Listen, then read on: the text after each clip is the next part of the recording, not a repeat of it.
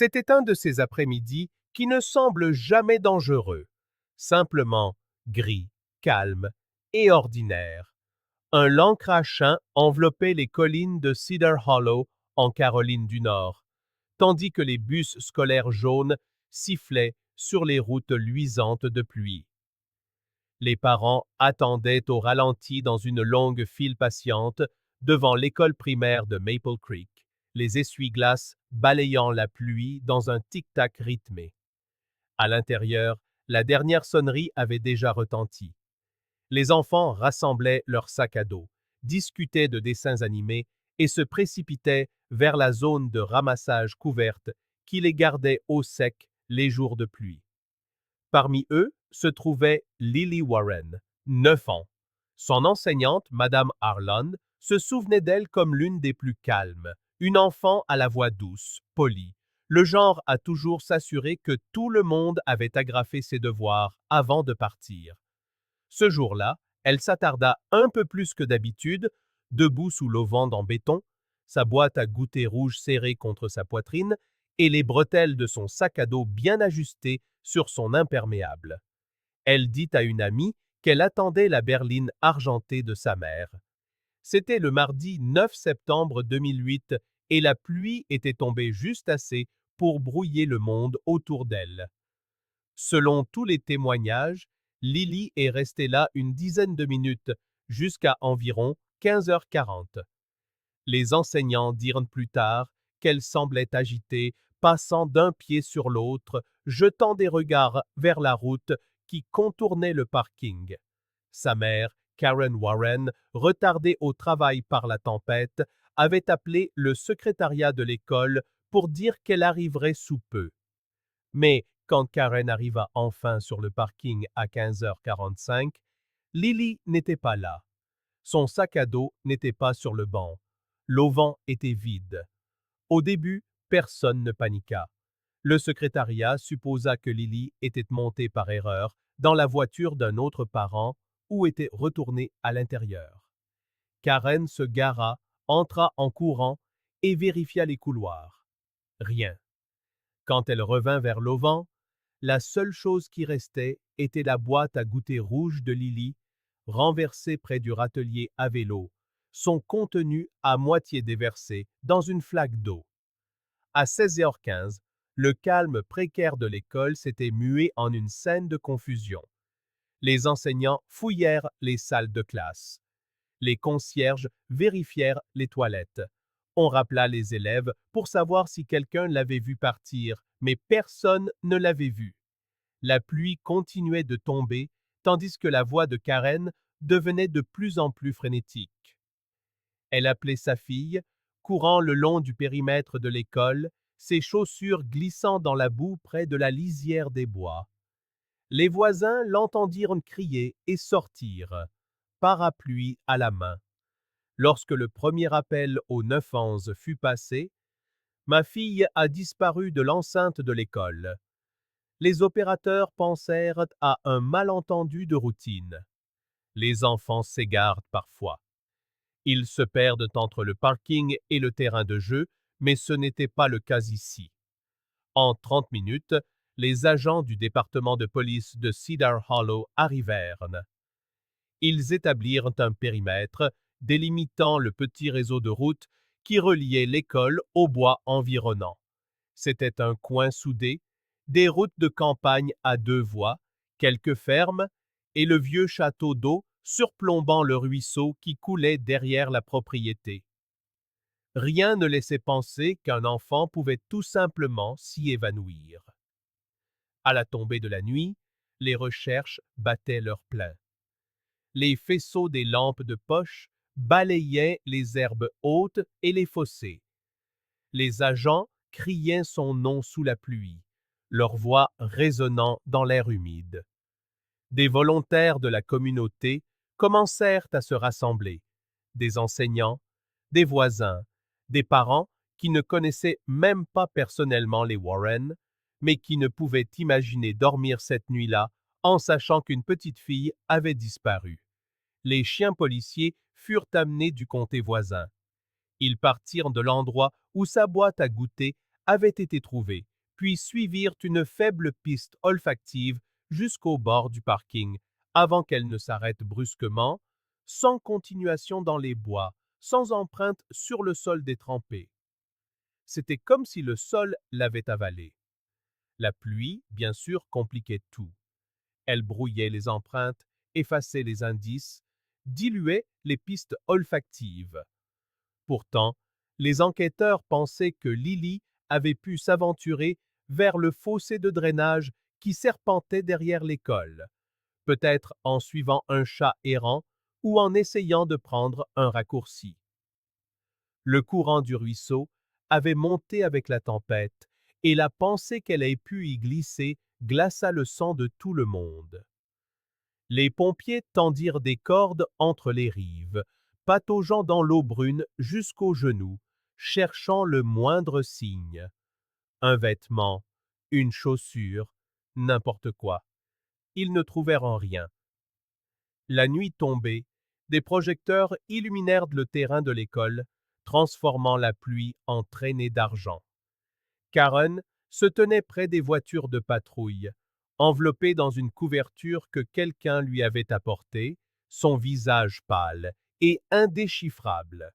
Toutes les quelques minutes, elle murmurait quelque chose pour elle-même, le nom de sa fille, peut-être une prière. À minuit, les équipes de recherche avaient élargi le périmètre à un rayon de 3 kilomètres.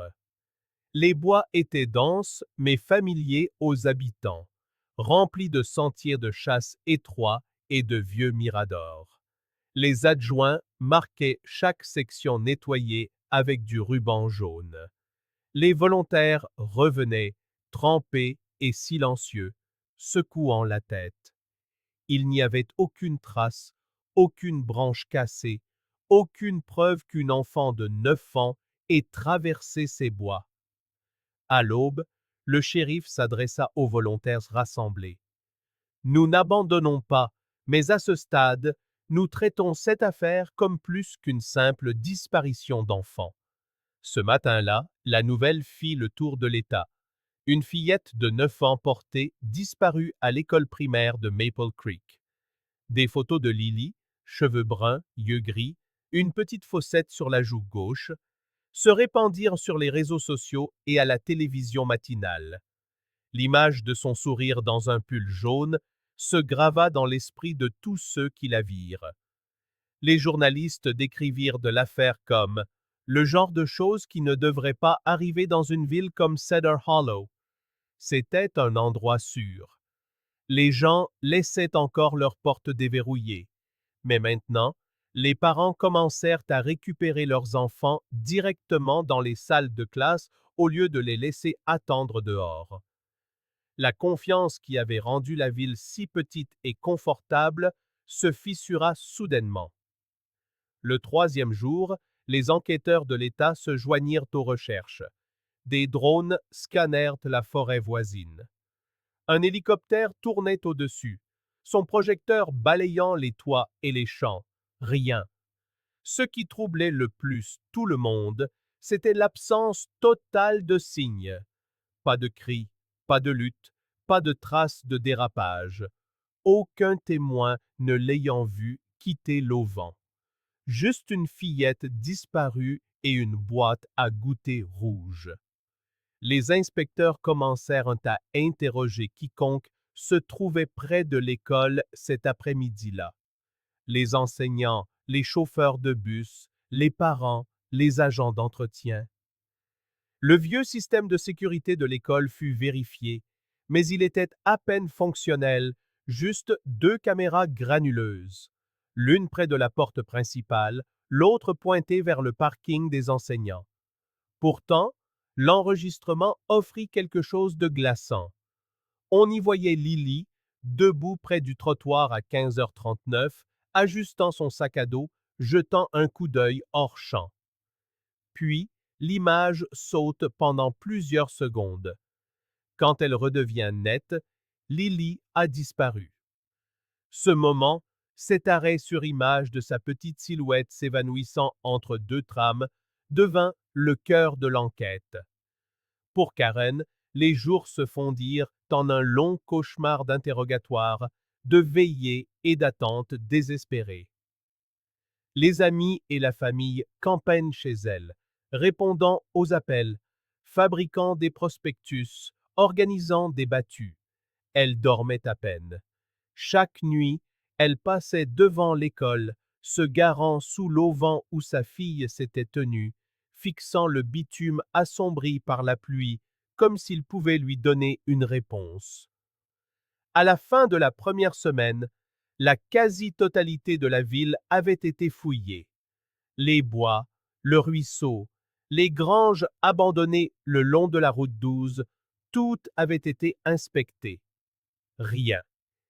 Et quand la deuxième semaine se termina sans la moindre trace, le ton des recherches changea. Les volontaires commencèrent à se faire plus rares. Les camionnettes des chaînes d'information partirent.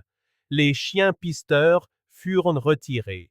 Dans leur rapport, les enquêteurs commencèrent à utiliser une nouvelle expression, enlèvement possible.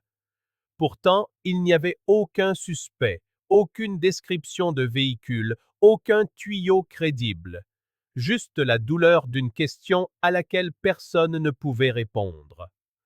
Dans les mois qui suivirent, Cedar Hollow reprit peu à peu ses habitudes, mais quelque chose dans le rythme de la ville avait changé. Les parents devinrent prudents. Les enfants qui jouaient autrefois librement dehors étaient désormais conduits de porte en porte. L'auvent où Lily avait été vue pour la dernière fois devint un mémorial officieux. Des peluches, des bougies, des lettres dans des pochettes en plastique.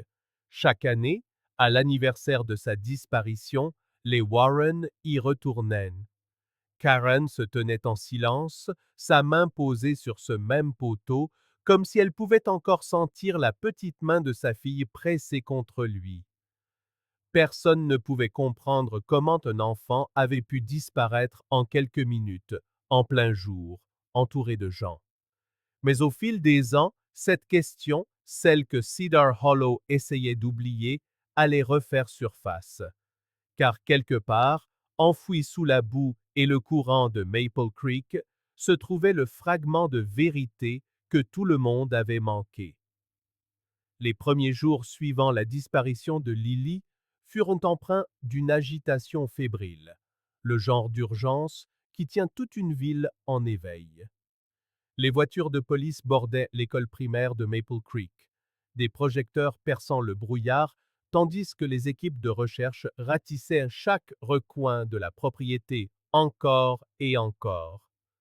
Le bureau du shérif fit appel à des unités supplémentaires, des plongeurs fouillèrent le ruisseau et des volontaires parcoururent les champs à cheval.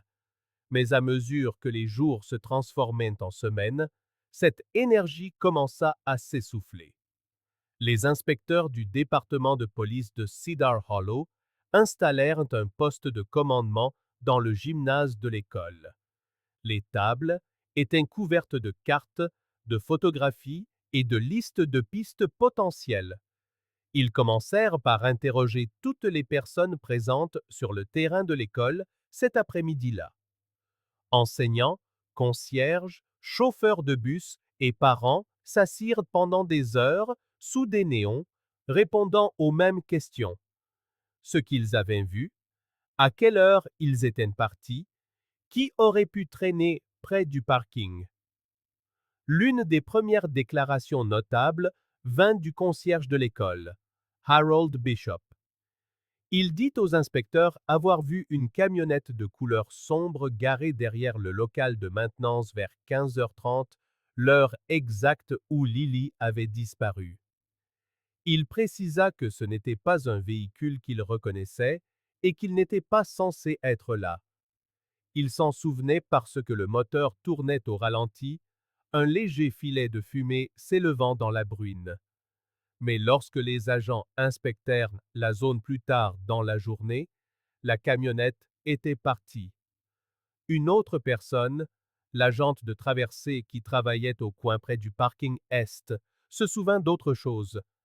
Elle parla aux inspecteurs d'un homme debout près du grillage juste avant la dernière sonnerie. Il fumait, portait une casquette de baseball enfoncée sur le crâne et observait la file de voitures. Quand elle regarda de nouveau, il était parti. Elle ne put décrire son visage clairement, seulement qu'il y avait quelque chose chez lui qui semblait déplacé, comme s'il n'avait rien à faire là. Les inspecteurs commencèrent à dresser une liste de suspects possibles, se concentrant d'abord sur toute personne ayant un accès légitime au terrain de l'école, le personnel d'entretien, les livreurs et les parents ayant des problèmes de garde. Dans des cas comme celui-ci, les enquêteurs savent que le temps est leur plus grand ennemi. Chaque heure qui passe après la disparition d'un enfant rend sa récupération moins probable. Ils récupérèrent toutes les bandes de surveillance disponibles, mais l'école de Maple Creek fonctionnait avec un système qui n'avait pas été mis à jour depuis la fin des années 1990. Seules 2 caméras fonctionnaient. L'une visait les portes d'entrée, l'autre le parking des enseignants. Pourtant, ces images devinrent le cœur de l'enquête. Sur la vidéo granuleuse en noir et blanc, on peut voir Lily à 15h39 faisant les 100 pas sous l'auvent, les bretelles de son sac à dos serré sur ses épaules. Elle regarde plusieurs fois hors champ, peut-être en guettant la voiture de sa mère. Puis l'image vacille. Quand elle se stabilise, Lily n'est plus là. Aucun signe d'elle s'éloignant à pied, aucun véhicule s'approchant, aucune autre personne visible dans le cadre. C'était comme si la pluie elle-même l'avait effacée. Alors que les recherches s'étendaient au-delà de l'école, les inspecteurs suivirent de chaque piste signalée à la hotline. Certaines étaient des impasses immédiates. Des gens prétendant avoir vu une fille correspondant à la description de Lily dans des stations-service ou des aires de repos à des kilomètres de là. D'autres étaient plus préoccupantes.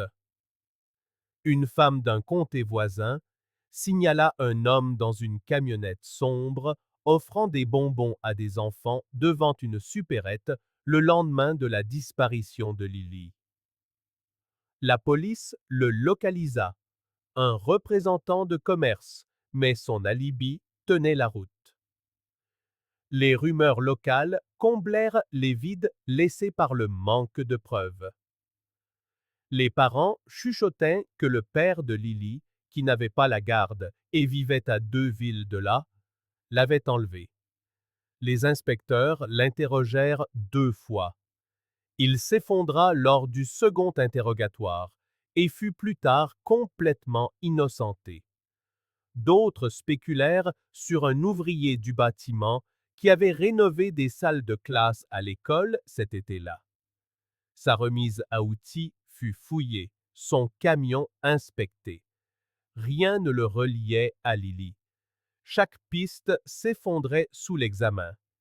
Les équipes de la police scientifique analysèrent des échantillons de boue, des empreintes de pneus et des débris près du râtelier à vélo où sa boîte à goûter avait été trouvée. La pluie avait emporté presque tout ce qui aurait pu aider. Pendant ce temps, Karen Warren, la mère de Lily, devint le visage de l'affaire. Chaque soir, elle apparaissait aux informations locales. Debout devant sa maison, des affiches de disparition collées sur les murs derrière elle. Sa voix tremblait alors qu'elle suppliait pour le retour de sa fille. « S'il vous plaît, si vous savez quelque chose, ramenez ma petite fille à la maison. » Et c'est amené bah, et je... Au début, la ville se rallia à elle. Des veillées aux bougies furent organisées devant l'école. Des rubans furent noués aux boîtes aux lettres et des bocaux de dons apparurent sur les comptoirs des restaurants. Mais, avec le temps, la sympathie commença à se teinter de spéculations silencieuses. Les gens se demandaient si elle avait remarqué quelque chose d'anormal ce matin-là, si Lily avait mentionné un étranger, s'il y avait quelque chose que la police ne disait pas. Karen cessa de donner des interviews. Les journalistes commencèrent à camper devant son allée. En coulisses, les enquêteurs luttaient pour maintenir l'élan. Le dossier de l'affaire s'épaississait chaque semaine, rempli de pistes qui ne menaient nulle part. Chaque itinéraire possible depuis l'école fut retracé, chaque ruisseau et ponceau fouillé, chaque délinquant enregistré dans un rayon de 80 km interrogé. Ils consultèrent même des analystes comportementaux du bureau d'État qui théorisèrent que Lily avait pu être enlevée par quelqu'un de familier avec les routines de l'école, quelqu'un qui connaissait les horaires de sortie et les habitudes de ramassage. Fin octobre, près de 7 semaines après sa disparition, l'enquête atteignit un point mort. Le shérif tint une conférence de presse, sa voix mesurée mais lasse, déclarant que toutes les opérations de recherche active sont suspendues en attente de nouvelles pistes. La ville, qui avait autrefois bourdonné d'urgence, tomba dans le silence. L'hiver arriva tôt cette année-là. Le givre se déposa sur l'herbe devant l'école de Maple Creek et les affiches de disparition commencèrent à se décolorer sous le vent froid. Les élèves retournèrent à leur routine, mais l'espace sous l'auvent resta vide, un rappel du moment où tout avait changé. Les inspecteurs continuèrent à travailler sur l'affaire en arrière-plan, mais en privé, beaucoup admettaient qu'ils n'avaient plus rien. Les théories qui avaient semblé prometteuses s'étaient toutes effondrées. La camionnette sombre, l'homme près de la clôture, la possibilité d'un lien familial, chacune avait été examinée et écartée. Pour Karen, la vie était devenue un cycle d'attente. Elle gardait la chambre de Lily exactement comme elle était ce matin-là. Le lit fait, quelques poupées sur l'étagère, un dessin scotché au mur. De temps en temps, elle se rendait à l'école et s'asseyait dans sa voiture face au terrain de jeu, fixant la lisière de la clôture. C'était devenu sa routine, quelque chose qu'elle pouvait contrôler dans une situation où tout le reste lui avait été enlevé. En décembre, l'affaire fut officiellement classée. Le dernier rapport déposé cette année-là ne contenait que quelques lignes. Aucune nouvelle piste, aucune preuve matérielle retrouvée. Statut: inactif en attente de découverte. Pourtant, une preuve subsistait. Une seule affiche, usée par les intempéries et déchirée, scotchée au grillage près de l'auvent. Elle flottait au vent, sous la pluie et la neige, l'encre commençant à couler. Sous la photo du visage souriant de Lily se trouvaient les mots qui hantaient désormais Cedar Hollow. Avez-vous vu cet enfant? Personne ne le savait alors, mais la réponse à cette question attendait dans un endroit qu'ils avaient déjà fouillé, enfoui sous 15 ans de silence et un indice oublié emporté par le courant. Pendant 15 ans, le nom de Lily Warren plana comme une ombre sur Cedar Hollow. Les affiches de disparition avaient disparu depuis longtemps, les rubans s'étaient décolorés, mais tout le monde en ville se souvenait encore de l'enfant qui s'était volatilisé dans la cour de l'école pour ne jamais être revu. Ce qui avait commencé comme une recherche communautaire désespérée s'était lentement dissous en une résignation silencieuse. Au milieu des années 2010, c'était devenu l'une des disparitions non résolues les plus obsédantes de Caroline du Nord, une histoire que les parents chuchotaient encore à leurs enfants en guise d'avertissement. N'attendez jamais seul après l'école. Les Warren ne sont pas restés. 2 ans après la disparition, la mère de Lily vendit leur maison sur Oak Ridge Drive et déménagea dans le sud, plus près de sa famille. Le jardin qui avait autrefois accueilli des fêtes d'anniversaire et des dessins à la craie fut laissé à l'abandon. Les voisins disaient que Karen parlait rarement à qui que ce soit durant ces derniers mois à Cedar Hollow. Elle cessa de répondre aux appels, d'assister aux veillées et partit sans un mot. Le chagrin s'était calcifié en quelque chose de plus silencieux, le genre qui ne s'estompe pas, mais s'endurcit avec le temps. Au sein du département de police, le dossier de l'affaire reposait dans une longue armoire métallique étiquetée Affaire classée, année 2000. Il comptait 6 classeurs épais. Les inspecteurs d'origine avaient fait tout ce qu'ils pouvaient et pourtant, cela ne se résumait qu'à des théories et des questions sans réponse. Au fil des ans, de nouveaux officiers sortaient parfois le dossier pour le lire, de la même manière que les jeunes policiers étudient parfois les vieilles affaires par respect. Ils secouaient la tête, le remettaient en place et passaient à autre chose. L'enquêteur principal prit sa retraite en 2017. L'école remplaça son système de sécurité, la communauté guérit du mieux qu'elle put, et l'affaire sombra dans le silence. Mais dans les années 2020, quelque chose changea. L'essor des forums de true crime en ligne et des enquêteurs indépendants apporta un nouveau regard sur les vieilles affaires, en particulier celles qui semblaient résolubles si quelqu'un y regardait à nouveau. En 2022, un podcast intitulé Vanished in Plain Sight consacra une série en 3 parties à l'histoire de Lily. Les animateurs, 2 détectives amateurs de Charlotte, épluchèrent les archives de presse, les photos aériennes et les dépositions de témoins. Leur public commença à remarquer des choses que les enquêteurs d'origine n'avaient pas soulignées. Des incohérences dans les chronologies, de petites contradictions sur les lieux où les gens prétendaient se trouver cet après-midi-là, et un détail qui ressortait. Le témoignage du concierge sur une camionnette sombre près du parking arrière qui n'avait jamais été définitivement relié à quiconque. La série devint virale dans l'État. Elle raviva la pression publique sur le bureau du shérif du comté pour réexaminer le dossier. Le département, déjà sous le feu des critiques pour d'autres affaires non résolues, finit par accepter.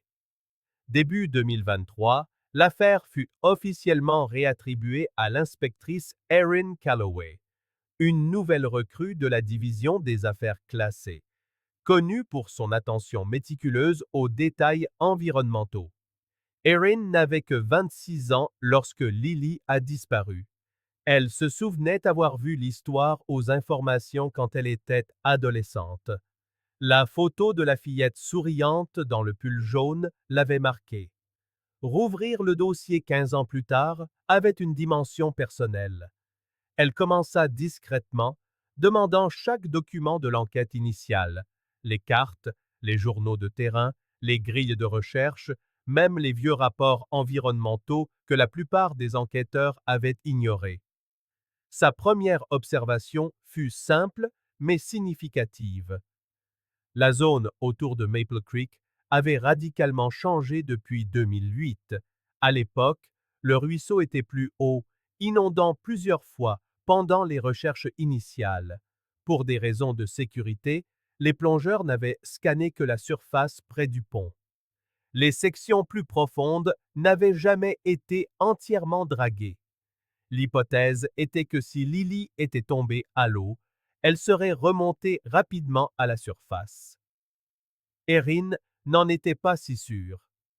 Elle nota que le ruisseau se trouvait dans un bassin de basse altitude avec des courants changeants qui déposaient souvent des débris loin en aval.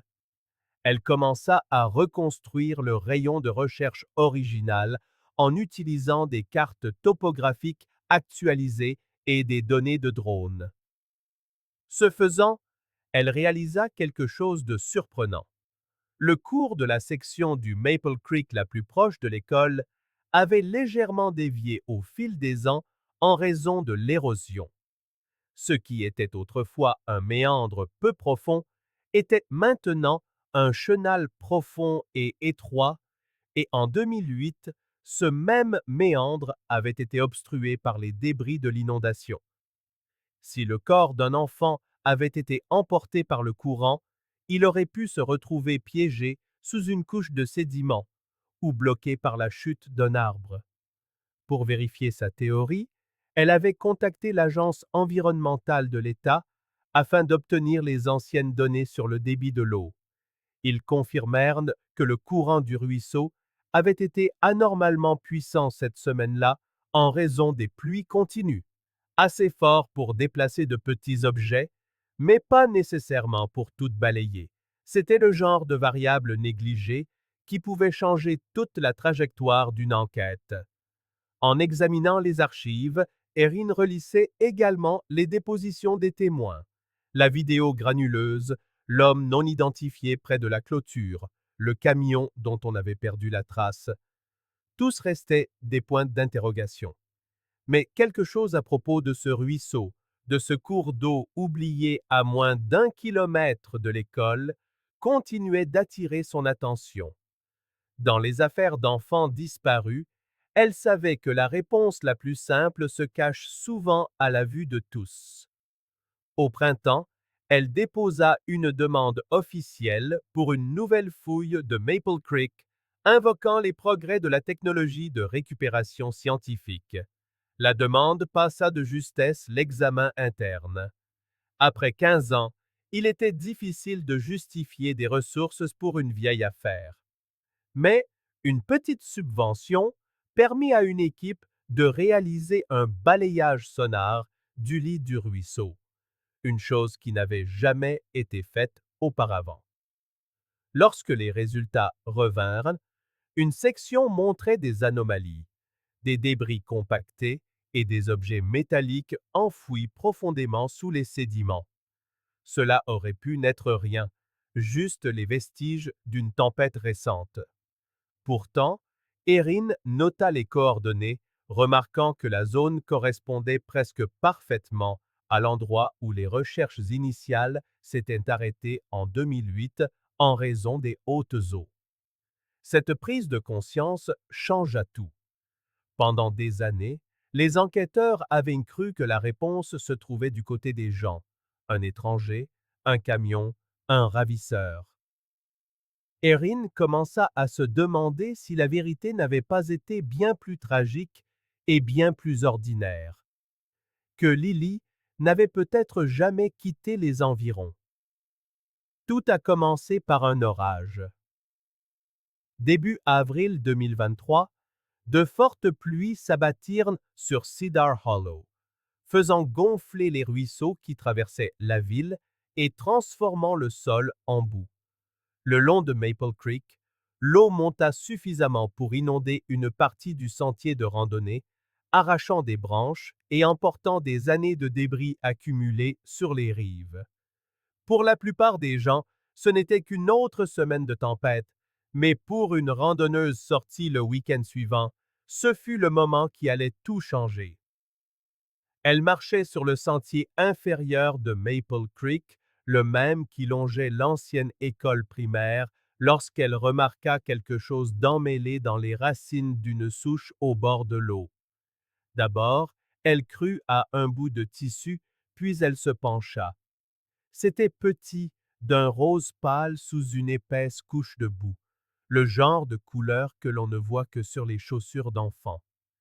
La semelle était presque arrachée en deux, et les lacets étaient raidis par les années passées sous l'eau. Elle prit une photo avec son téléphone, sans trop y penser, puis marqua une pause. Cette vision la troublait. Elle avait grandi à Cedar Hollow. Elle connaissait l'histoire. Lorsque les adjoints du shérif arrivèrent 2 heures plus tard, la scène était d'un calme étrange, seulement troublée par le bruit de l'eau se brisant sur les rochers. Ils bouclèrent la zone et recueillirent la chaussure avec soin, la scellant dans un sac de preuves transparent. C'était une Skechers rose et blanche pour enfants, pointure 31, identique à la paire que portait Lily Warren lorsqu'elle avait disparu 15 ans plus tôt. Le shérif appela l'unité de police scientifique du comté et la division des affaires non résolues. L'inspectrice Erin Calloway, qui avait rouvert le dossier plus tôt cette année-là, arriva en moins d'une heure. Elle se tenait là, dans la boue, à moins d'1 kilomètre de l'endroit où Lily avait été vue pour la dernière fois. Les techniciens commencèrent à dégager les débris de la rive. Le processus était lent, méticuleux. En une heure, ils trouvèrent de petits fragments de tissu, puis l'un des techniciens se figea. À moitié enfoui sous le limon, près d'un virage du ruisseau, quelque chose de pâle sortait du sol. On aurait dit une pierre lisse et arrondie, mais ce n'en était pas une. C'était un fragment d'os. La découverte se propagea dans la ville plus vite que quiconque n'aurait pu l'endiguer. Le soir, les équipes de télévision étaient rassemblées près du pont. Les habitants attendaient sous la bruine, chuchotant que peut-être, enfin, on avait retrouvé Lily. Durant les 2 jours suivants, l'équipe scientifique exhuma de multiples fragments d'os, des restes de vêtements et les morceaux d'une barrette en plastique. Tout fut envoyé au laboratoire de l'État pour des tests ADN. Moins d'une semaine plus tard, les résultats tombèrent. Les restes trouvés le long de Maple Creek appartenaient à Lily Warren. La confirmation frappa Cedar Hollow d'un choc silencieux, celui que seules les réponses trop longtemps attendues peuvent provoquer. Mais cette découverte ne faisait qu'épaissir le mystère. Si Lily était ici depuis le début, comment avait-on pu passer à côté? L'inspectrice Calloway compara les anciennes cartes des recherches de 2008 avec de nouvelles données topographiques. La différence était frappante. À l'époque, de graves inondations avaient rendu la partie inférieure du ruisseau inaccessible. Le périmètre de recherche s'était arrêté juste avant l'endroit où les restes venaient d'être trouvés. La cartographie médico-légale brossa un tableau sinistre. La position des restes, la répartition des débris et les schémas d'écoulement de l'eau pointaient tous vers une seule conclusion. Lily était probablement entrée dans le ruisseau le jour de sa disparition. Pourtant, une question subsistait. La chaussure déchirée la dérangeait. Elle n'avait pas été abîmée par le courant. La déchirure était antérieure à son immersion, les fibres suggérant une traction violente, comme si quelqu'un l'avait agrippée. Ce petit détail ravivait la possibilité que la mort de Lily ne soit pas accidentelle. L'affaire passa à nouveau du statut de classée à celui d'active. L'équipe des affaires non résolues se mit à ratisser chaque centimètre carré de terrain entre l'école et le ruisseau. C'est alors qu'un adjoint suivit un sentier étroit qui disparaissait sous le vieux pont de l'autoroute. Au bout, il trouva une barrière à chêne rouillé couchée dans la boue. Ce n'était pas un sentier public, mais une voie d'accès pour l'entretien, construite des décennies plus tôt. L'équipe commença à dégager la zone et repéra immédiatement 2 empreintes de pneus, faibles mais distinctes, conservées sous des couches d'argile. Le dessin correspondait à un modèle plus ancien de pick-up. Les enquêteurs consultèrent les anciens registres d'entretien de 2008.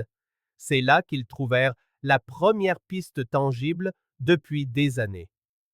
Le jour de la disparition de Lily, un sous-traitant de maintenance du nom de Dale Hanson avait enregistré son accès à la propriété. Il était connu pour conduire un pick-up Ford bleu foncé, correspondant à la description partielle donnée par le concierge 15 ans plus tôt. En consultant les bases de données, ils apprirent que Hanson avait quitté Cedar Hollow brusquement 2 semaines après la disparition de Lily. Il avait été retrouvé mort en 2014, victime d'une crise cardiaque à l'âge de 52 ans. Calloway creusa plus profondément. Dans les archives de l'employeur de Henson, elle trouva un carnet de travail manuscrit. À la date du 9 septembre 2008, jour de la disparition, une note. Inspection du drain près de l'accès inférieur au ruisseau terminé. Les enquêteurs retrouvèrent la trace de son ancien pick-up, qui se trouvait dans une fourrière du comté. Une équipe scientifique l'ouvrit avec précaution. À l'intérieur de la boîte à outils, coincé sous un tas de clés rouillées, se trouvait un bracelet d'enfant. Des perles en plastique argenté sur un élastique effiloché. Épelé en lettres roses délavées, un seul nom, Lily. La théorie qui a émergé était d'une simplicité douloureuse. Lily, cherchant à s'abriter de la pluie, avait peut-être reconnu le camion d'Henson. Il lui a probablement proposé de la conduire vers l'entrée principale. Elle a peut-être hésité, puis accepté, faisant confiance à un visage familier. Quelque part le long de la route d'accès menant au ruisseau, Lily a dû paniquer et tenter de sortir. La chaussure déchirée en témoignait. Une lutte près de la rive. Une chute. Une panique tragique qui s'est terminée dans l'eau. Fin de l'été 2023, le bureau du shérif publia une déclaration officielle.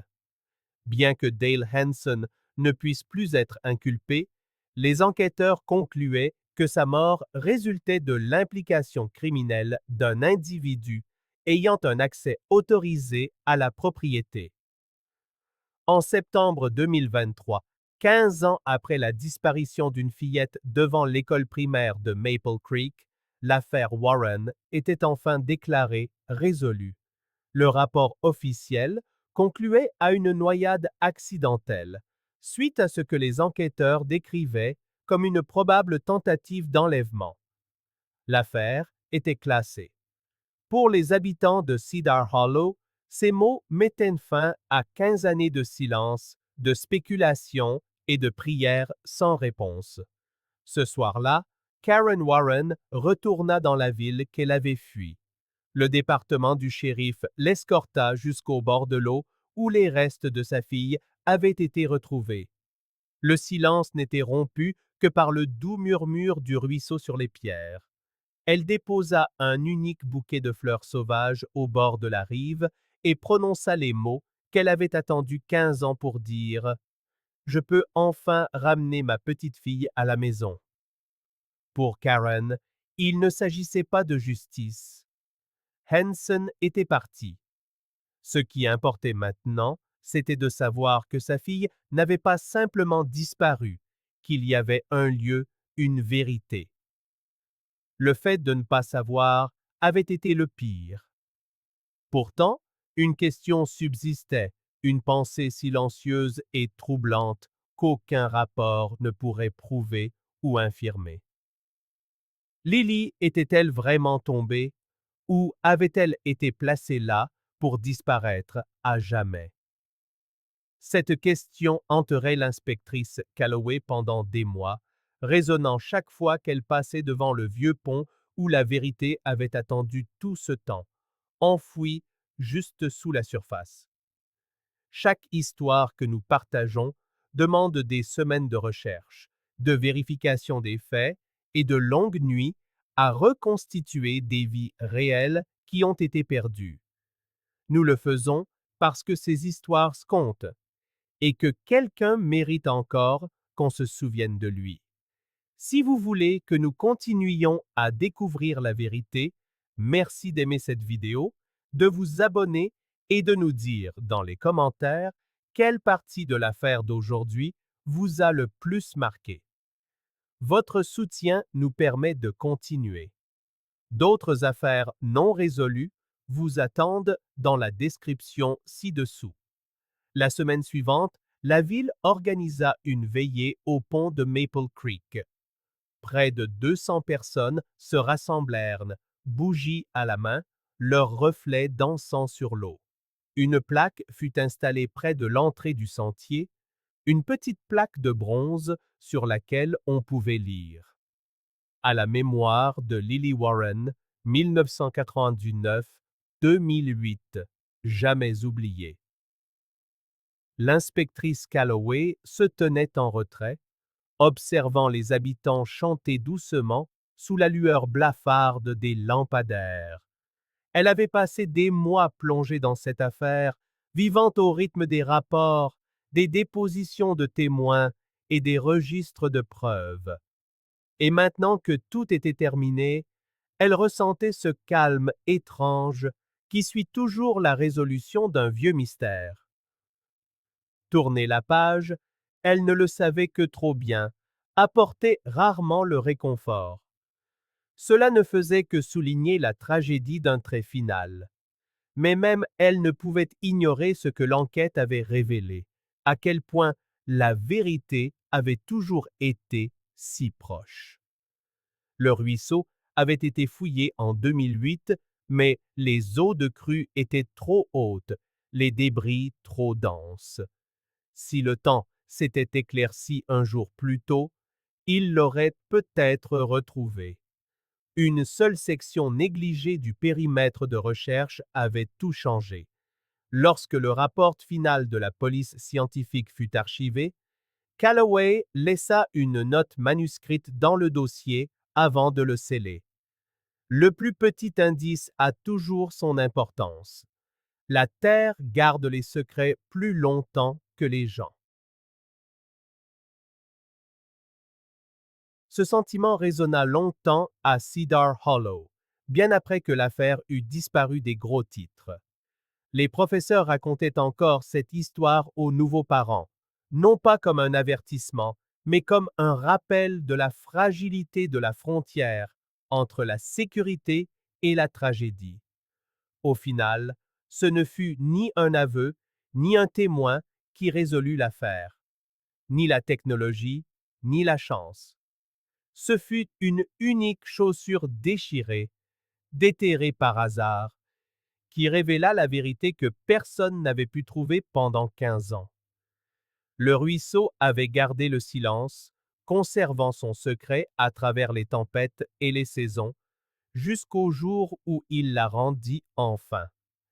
Alors que l'épisode se termine, l'histoire de Lily Warren reste à la fois une conclusion et une mise en garde, un témoignage silencieux de la façon dont le plus petit détail, le plus oublié, peut détenir la clé de toute une vie de questions sans réponse. Car parfois, la vérité ne disparaît pas. Elle attend simplement, enfouie dans la boue, sous le temps et l'eau.